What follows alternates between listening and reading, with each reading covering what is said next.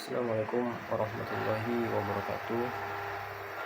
Perkenalkan, nama saya Muhammad Jayhadi dengan NIM 2103200021. Di sini saya akan sedikit menjelaskan mengenai proses pengolahan TBS pada pabrik kelapa sawit.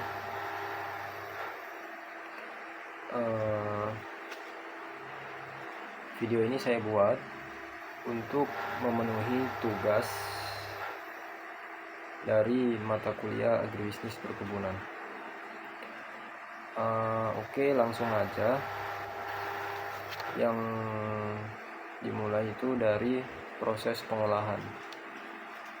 Seperti yang kita tahu bahwasanya memang pengolahan tandan buah segar atau yang bisa kita kenal dengan TBS di pabrik kelapa sawit dimaksudkan untuk memperoleh minyak sawit atau crude palm oil,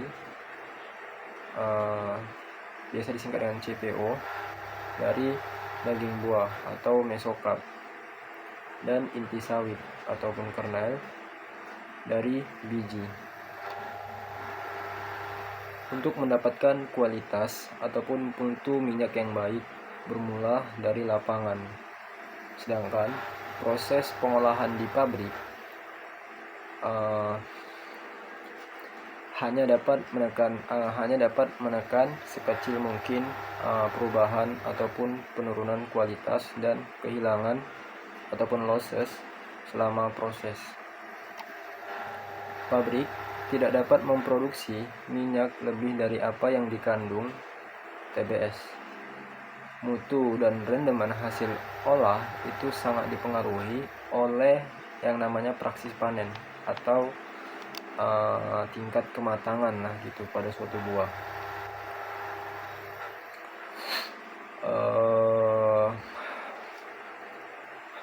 Kegiatan pengutipan rondolan dan perlakuan terhadap TBS.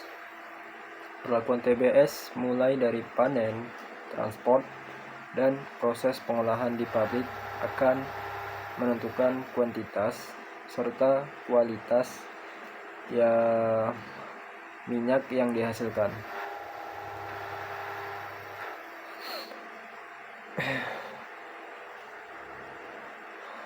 Dan adapun beberapa stasiun yang ada di PMKS atau pabrik minyak kelapa sawit. Yang pertama itu ada stasiun penerimaan buah, yang kedua ada stasiun rebusan, yang ketiga ada stasiun penebah, keempat ada stasiun pres, kelima ada ban pres, keenam ada stasiun klarifikasi, ketujuh ada stasiun kernel, kedelapan ada water treatment, kesembilan ada softener plant, ke-10 ada stasiun boiler, ke-11 kamar mesin, dan yang ke-12 adalah pengolahan limbah. Oke, kita masuk dari tahap yang pertama ketika buah itu sampai ke pabrik. Itu yang pertama sekali adalah melewati yang namanya jembatan timbang atau bridge weighing. Jembatan timbang itu merupakan alat yang vital dalam sebuah pabrik kelapa sawit yang menjadi bagian terdepan di mana didapat data TBS yang masuk ke pabrik dan keluarnya produk yang dihasilkan. Fungsi jembatan timbang adalah menimbang truk agar diketahui tonase TBS yang masuk ke pabrik dan tonase produksi CPO, kernel, jangan kosong, serta cangkang yang akan dijual. Setiap truk pengangkut TBS yang tiba di pabrik itu segera ditimbang terlebih dahulu di jembatan timbang. Pada sebagian PMKS itu sering menggunakan yang namanya sistem LAN atau Local Area Network, sehingga hasil penimbangan dapat langsung diantar ke kantor KTU dan bagian-bagian lain yang berkaitan dengan timbangan. Dalam pengoperasiannya ada beberapa prosedur yang harus diperhatikan. Yang pertama, seluruh platform timbangan dan pinggiran jembatan harus bersih dari segala kotoran setiap harinya. Yang kedua, dipastikan posisi kendaraan yang ditimbang berada di tengah-tengah timbangan.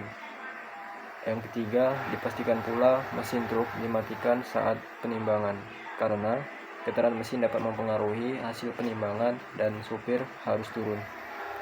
Yang keempat, ada security harus memeriksa muatan truk. Setelah dari jembatan timbang, kita masuk ke dalam bahan baku.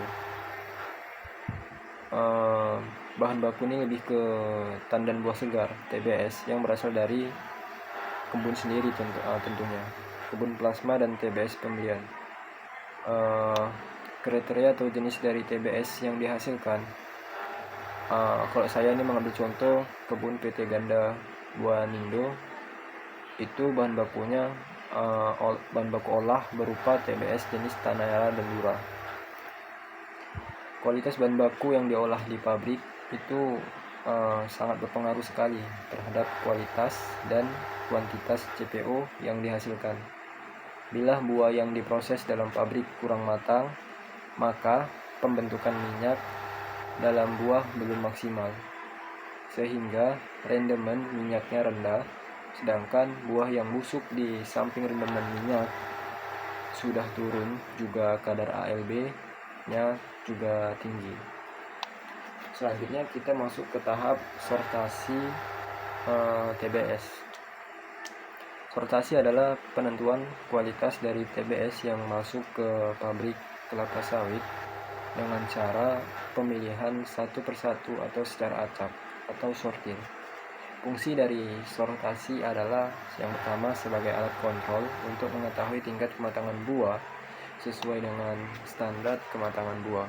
Yang kedua ada membantu tercapainya rendaman pabrik dengan melihat mutu buah yang masuk ke pabrik dan bagaimana sistem perebusan yang dilakukan. Yang ketiga ada namanya menyortir buah yang di luar kriteria.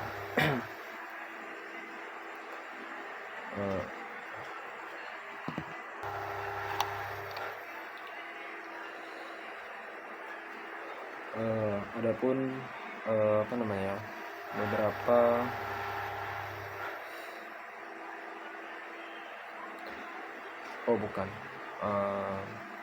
buah tentunya kan dihasilkan dari kebun sendiri. Jika saat sortasi itu ditemukan buah mentah, buah busuk dan serta sampah, maka buah yang mentah itu dikembalikan ke afdeling yang menyuplai. Sedangkan kotoran akan dihitung persentasenya untuk dilakukan pemotongan berat timbangan.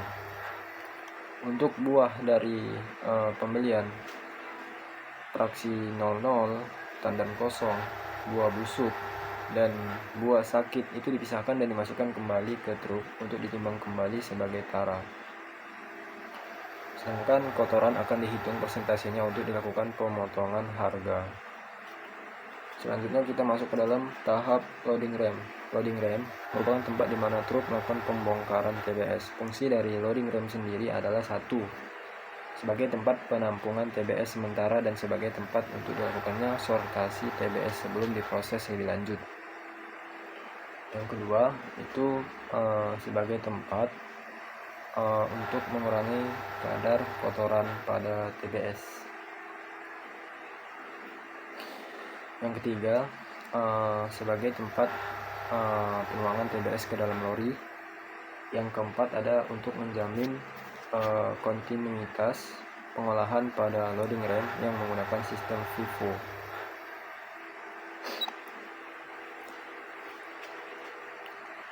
Selanjutnya desain lantai loading ram itu memiliki kisi-kisi yang berfungsi untuk membuang pasir atau kotoran yang terikat pada TBS sehingga memperkecil kadar kotoran yang terikut pada proses pengolahan selanjutnya. Salah satu contoh bisa kita ambil yaitu di PMKS C1 terdapat satu unit loading ram yang memiliki 20 pintu.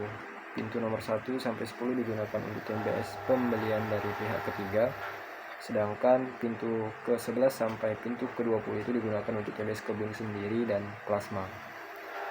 Pembedaan tempat ini bertujuan untuk membedakan waktu perebusan antara buah kebun sendiri dengan buah pembelian pintu loading ram yang menggunakan overpack yang digerakkan elektromotor. Hal-hal yang perlu diperhatikan pada loading ram.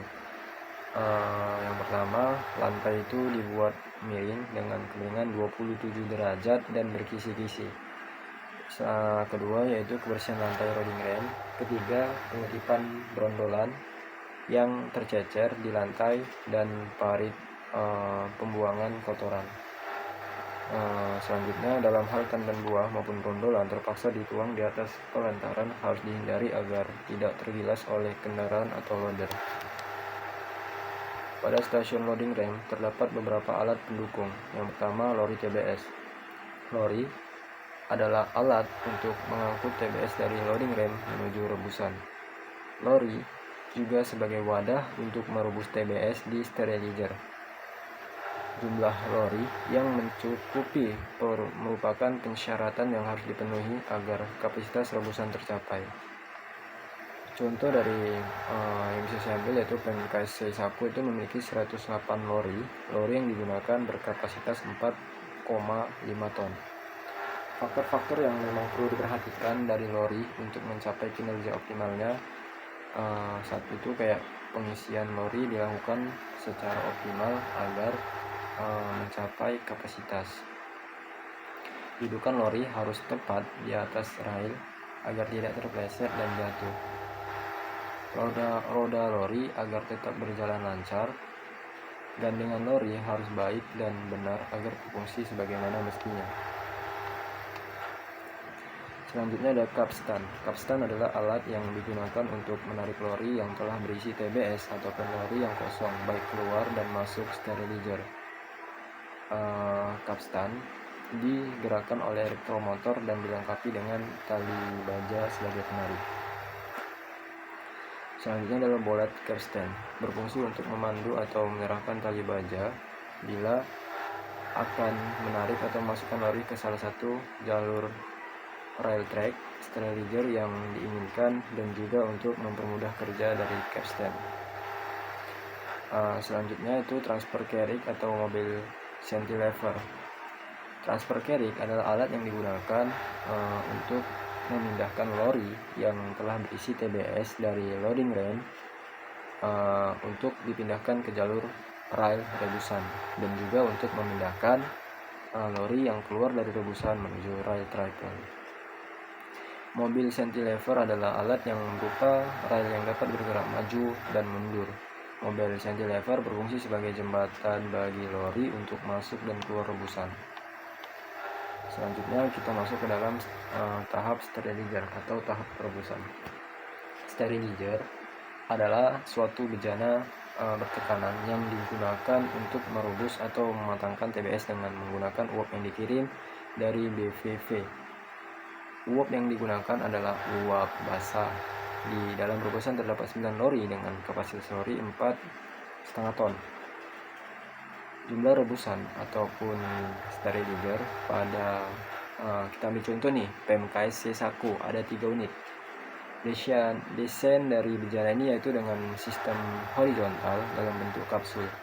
Bejana ini dilengkapi dengan panel-panel kontrol pengoperasian, automatic valve control, alat pembaca waktu dan tekanan atau recording rate, alat ukur tekanan dan suhu, pipa uap masuk, pipa exhaust dan air kondensasi, serta keran pengaman atau safety valve, serta pembuangan uap bekas sisa perebusan.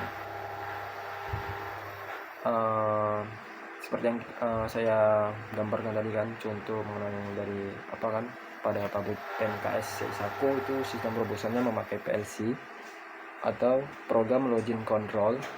Untuk waktu perebusan itu dibedakan antara buah kebun sendiri, buah restan, dan buah pembelian dari pihak ketiga. Lama perebusan untuk buah kebun sendiri itu sekitar 80 menit, buah restan 90 menit, dan buah luar 95 menit. Sistem perebusan itu menggunakan sistem 3 puncak atau triple peak. Tujuan dari perebusan yang pertama itu untuk memperlambat perkembangbiakan enzim lipase maupun yang enzim-enzim lainnya gitu yang dapat mengakibatkan hidrolisa minyak. Yang kedua itu untuk membantu proses pelepasan gondolan dari spigot yang akan mempermudah proses pemipilan. Selanjutnya yang ketiga yaitu menurunkan kadar air dalam buah. Keempat, mematangkan daging buah agar partikel minyak dapat mudah terurai dan minyak lebih mudah keluar selama proses. Yang kelima yaitu melepaskan serat dan biji. Penetrasi uap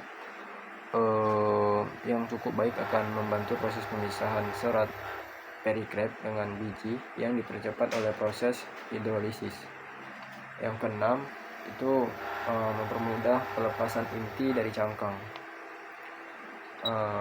Kita masuk ke dalam kegagalan fungsi dalam proses ini itu dapat mengakibatkan yang pertama enzim tidak efektif untuk dinonaktifkan, yang kedua daging buahnya itu belum lunak, yang ketiga daging buah lonyot sehingga minyak dalam air kondensasi tinggi, keempat brondolan tidak terpipil dalam tracer, kelima waktu perebusan tidak kontinu, keenam siklus perebusan tidak lancar.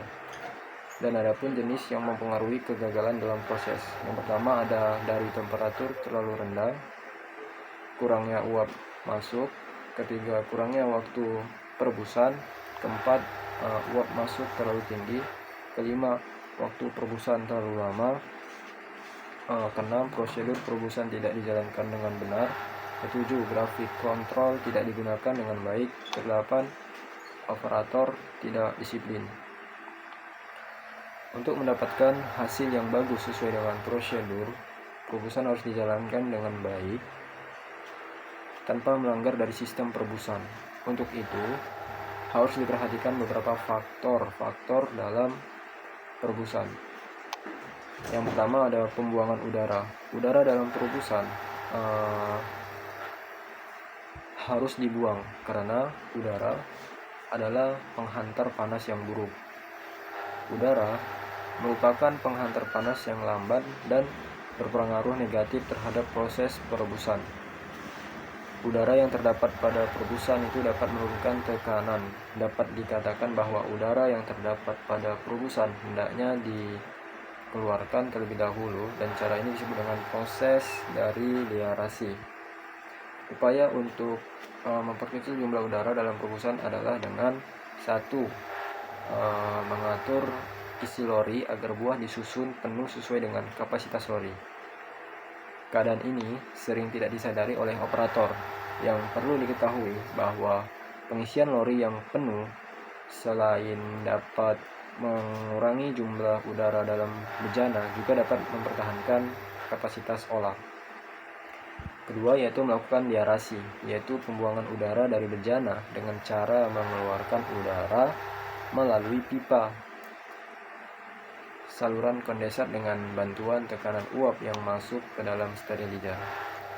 Diarasi dilakukan dengan memasukkan uap dari bagian atas bejana rebusan dan mengeluarkannya dari bagian bawah bejana. Pembuangan udara yang terlalu cepat dapat menyebabkan terjadinya turbulensi uap dan yaitu pencampuran antara udara dengan uap yang menyebabkan kebutuhan waktu diarasi yang lebih lama. Selanjutnya yaitu pembuangan air kondensat. Uap air yang terkondensasi berada pada dasar bejana rebusan yang dapat menghambat dari proses perebusan. Air yang terdapat dalam rebusan akan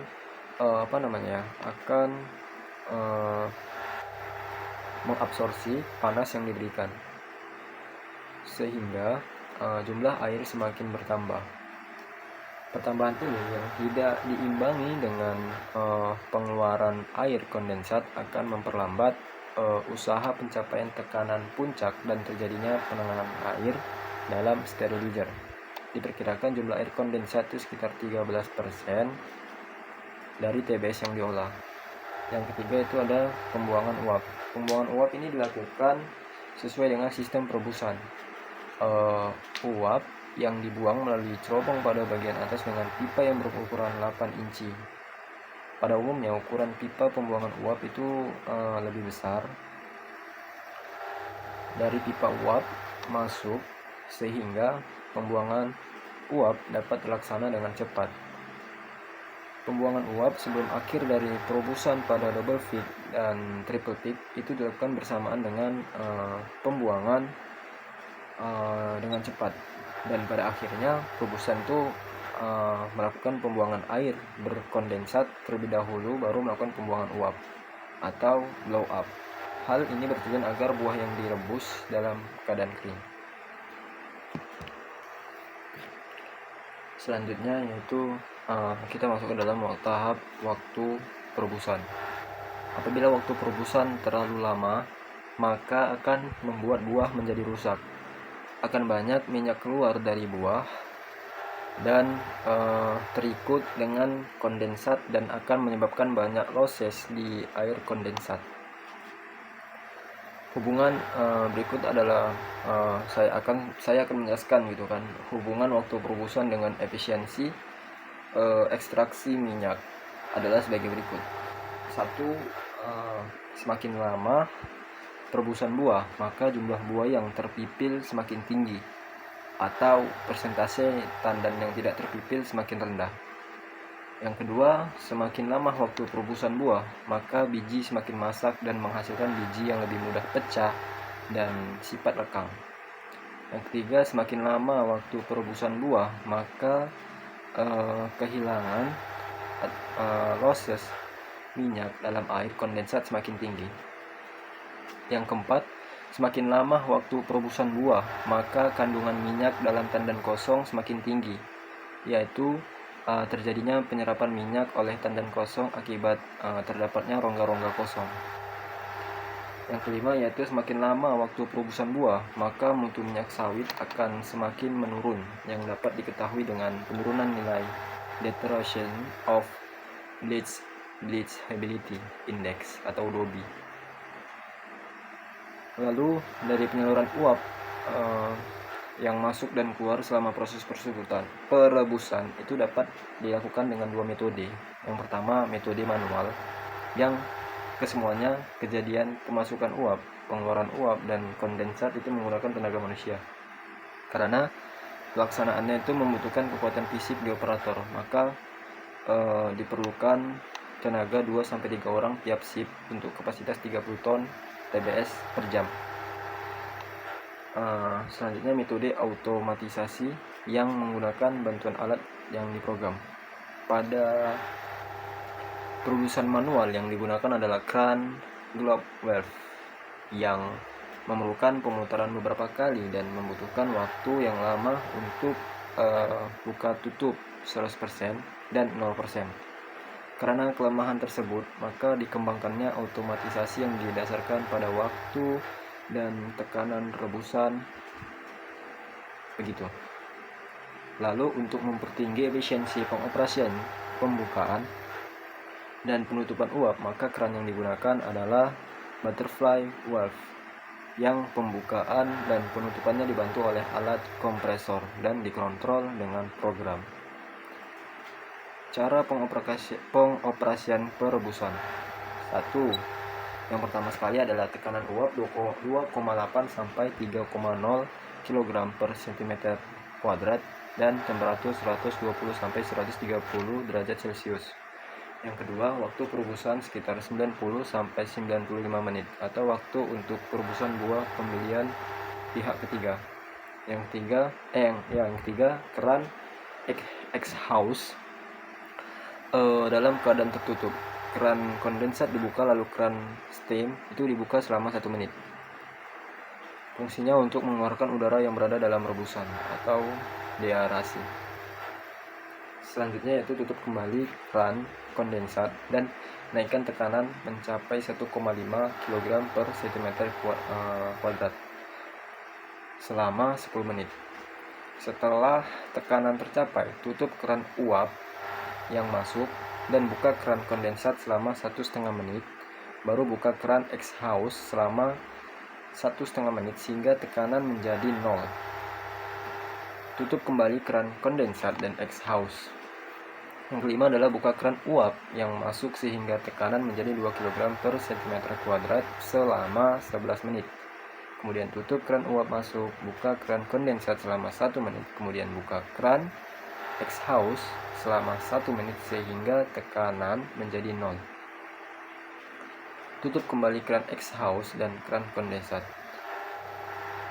Selanjutnya buka keran uap yang masuk ke dalam masuk selama 18 menit sehingga tekanan mencapai 2,8 sampai 3,0 kg per cm kuadrat. Setelah tekanan tercapai, tutup keran uap yang masuk dan aliran-aliran uap masuk ke perebusan. Selanjutnya dengan cara yang sama selama masa tahan sekitar 40 sampai 45 menit, perhatikan tekanan 2,8 sampai 3, kg per cm kuadrat dan temperatur 130 derajat Celcius. Pada masa waktu penahanan, dilakukan pembuangan kondensat sebanyak 2 kali. Apabila waktu masa tahan sudah tercapai,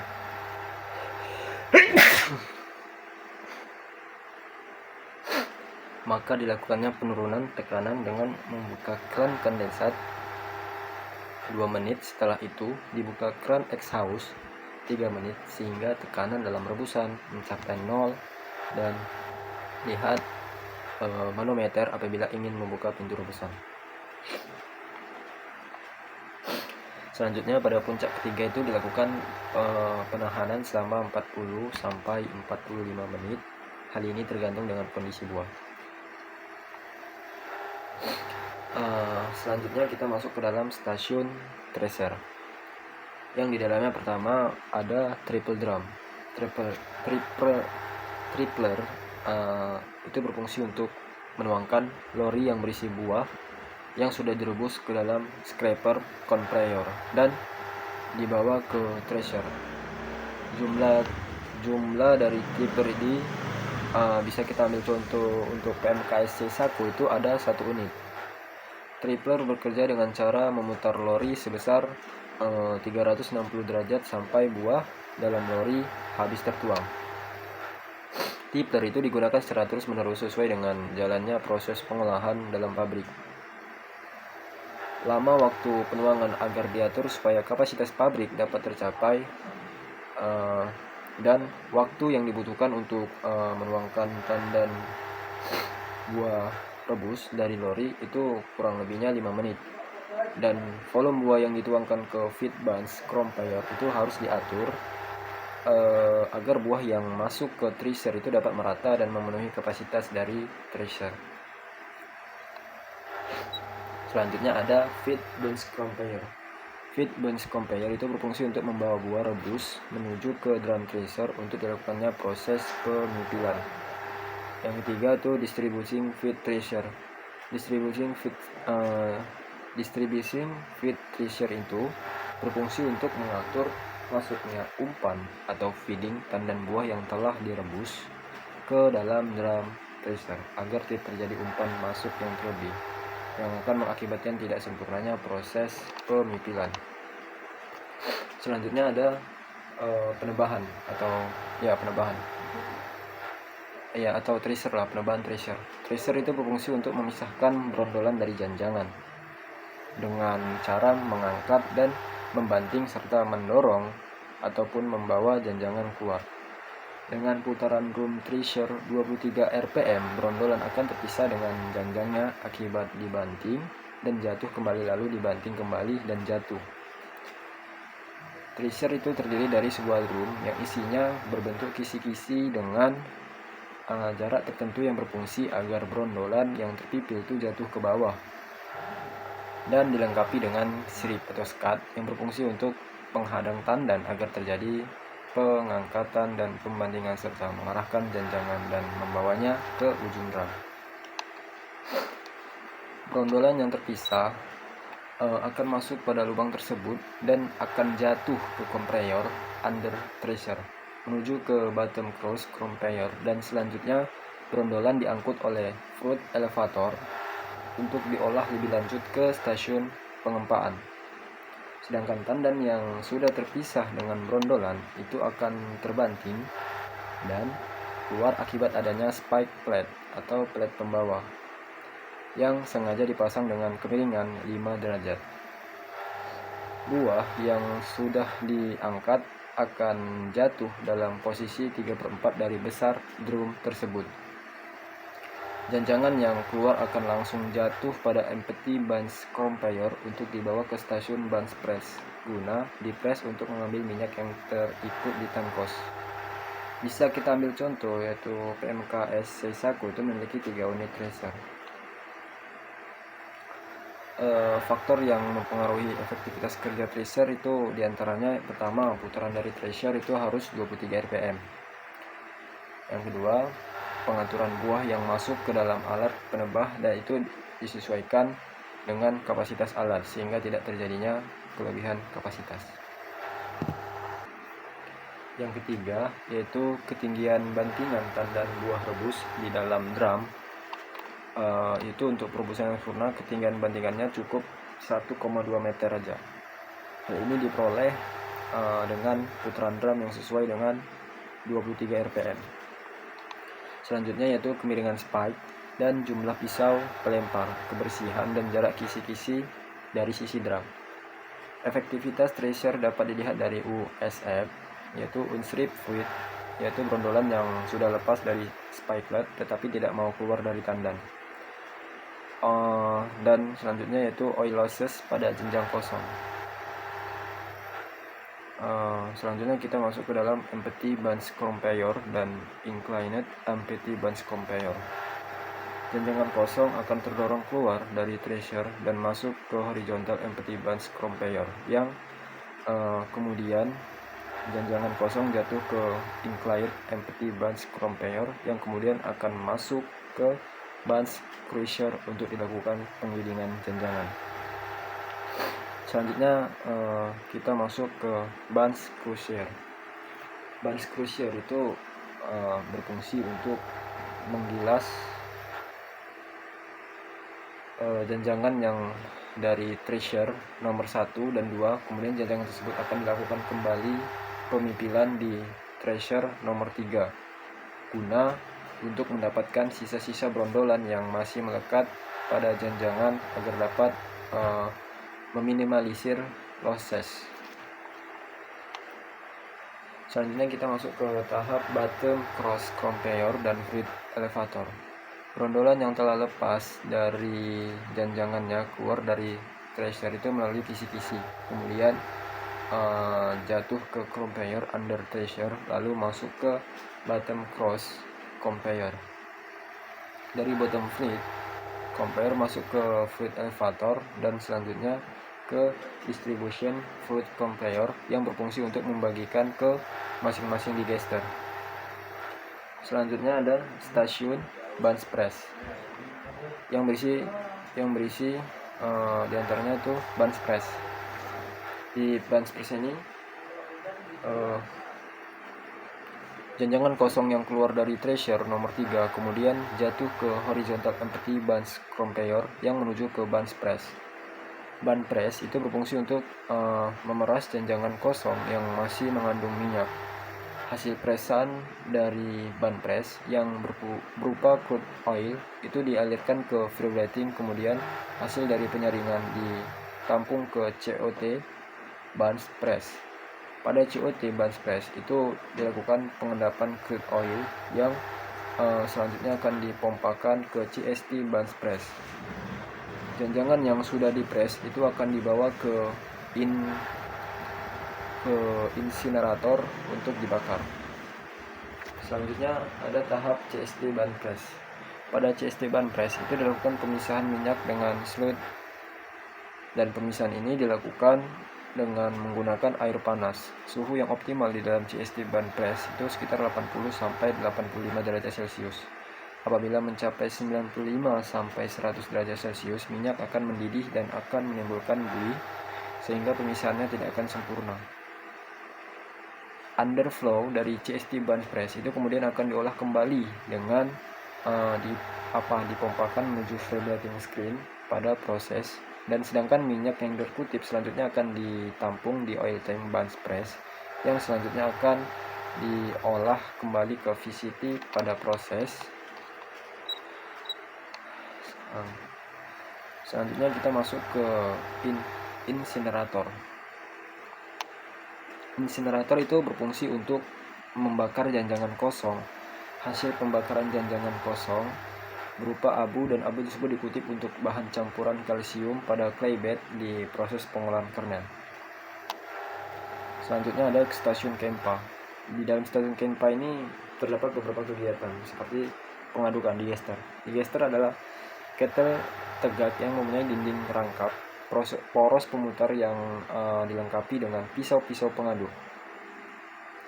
Jumlah pisau pengaduk dalam satu buah digester terdiri dari 4 pasang pisau pengaduk yang bertingkat dan 1 pasang pisau pelempar. Letak pisau-pisau ini dibuat bersilangan antara pasangan yang satu dengan yang lain agar daya adukan cukup besar dan sempurna. Untuk start awal itu digester diisi penuh sekitar 80-90%, kemudian diputar selama 15 menit dan line press dibuka. Dan salah satu contoh dari PMKS yang saya ambil yaitu PMKS Seisako yang memiliki 6 unit digester. Dan fungsi dari digester ini adalah yang pertama itu untuk melumatkan daging buah, yang kedua yaitu untuk memisahkan daging buah dengan biji, yang ketiga yaitu mempersiapkan feeding press, keempat menaikkan temperatur, kelima meniriskan minyak, dan keenam homogenis.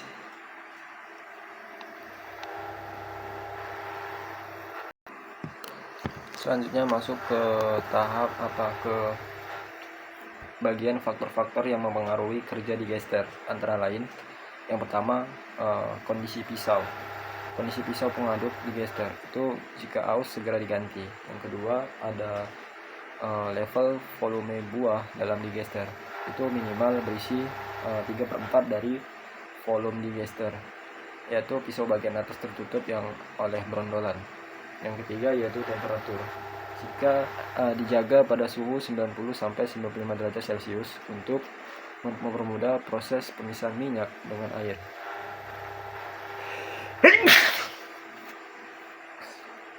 Temperatur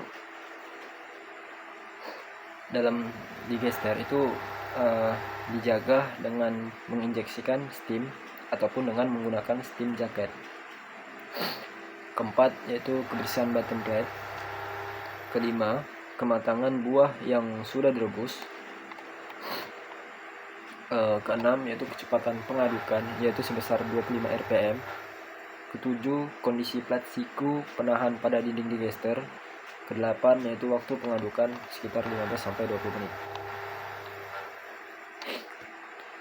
Selanjutnya kita masuk ke dalam tahap pengempaan atau screw press. Screw press itu berfungsi untuk mengeluarkan minyak dari daging buah dengan cara mengepres.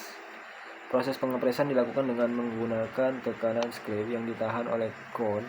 Daging buah diperas sehingga melalui lubang-lubang press cake minyak yang dipisahkan dari serabut dan biji. Tekanan cone yang rendah itu mengakibatkan losses minyak pada fiber tinggi, tetapi presentasi biji pecah kecil dan ampas yang dihasilkan basah.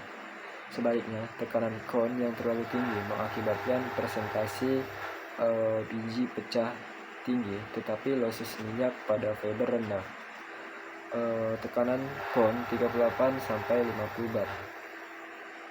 Press yang digunakan di contoh saya tadi PMKS Seisako itu berjumlah 6 buah screw press tipe universal steel dengan kapasitas 4 screw press 12 ton per jam dan 2 screw press 15 ton per jam. Adapun faktor-faktor yang memang mempengaruhi kerja press, yang pertama kondisi warm atau main screw press, yang kedua tekanan cone, yang ketiga adalah kematangan buah yang direbus, keempat kebersihan pada press cake, yang kelima adalah air dilusi yang berfungsi untuk mempermudah proses pemisahan minyak dari daging buah. Jika air dilusi terlalu sedikit, minyak yang dihasilkan lebih murni, tetapi dosis minyak tinggi. Temperatur air dilusi harus dijaga sekitar 95 derajat Celcius. Penambahan air dilusi dilakukan sebanyak 15-20% terhadap TBS yang diolah. Adapun hal-hal yang perlu diperhatikan, yang pertama itu ampas Kempa atau press cape itu harus keluar merata di sekitar konus.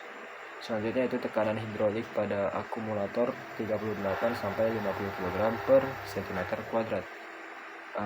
Selanjutnya itu bila screw press harus berhenti lama, screw press itu harus dikosongkan. Norma yang seenggaknya diizinkan di stasiun Kempa atau press adalah oil losses pada fiber itu sekitar 3,5-4,5%. Oil losses pada biji itu maksimalnya 1,0%. Baru kita masuk ke dalam crude oil gauger. Crude oil gauger ini berfungsi untuk menampung minyak kasar dari hasil pengempaan di mesin press dan sebagai alat untuk mengalirkan minyak kasar ke sun trap tank. Adapun proses pemurnian minyak atau klarifikasi gitu. Kita masuk ke dalam proses pemurnian minyak atau klarifikasi. Adapun kegiatannya kayak proses pemurnian minyak kasar ataupun crude oil itu yang keluar dari screw press masih mengandung kotoran-kotoran pasir, cairan, dan benda kasar lainnya. Oleh karena itu perlu dilakukannya pemurnian minyak untuk mengurangi kandungan yang tidak diharapkan sesuai dengan norma yang ditetapkan. Stasiun pemurnian minyak itu berfungsi untuk memisahkan minyak dengan kotoran serta unsur-unsur yang mengurangi kualitas minyak dan mengupayakan agar kehilangan minyak seminimal mungkin. Proses pemisahan ini dimaksudkan untuk memisahkan minyak, air, dan kotoran serta pasir dan lumpur dengan sistem sentrifusi dan pengendapan. Selanjutnya untuk masuk kita ke tahap sand trap tank. Sand trap tank ada area yang berfungsi untuk memisahkan pasir yang terbawa dalam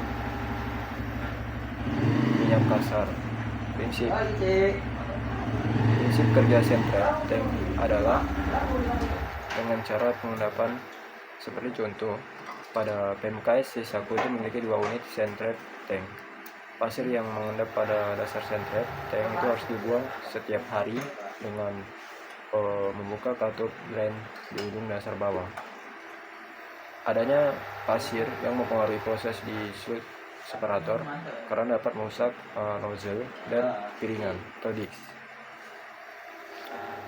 Faktor-faktor yang mempengaruhi efisiensi di sand trap adalah temperatur pada sand trap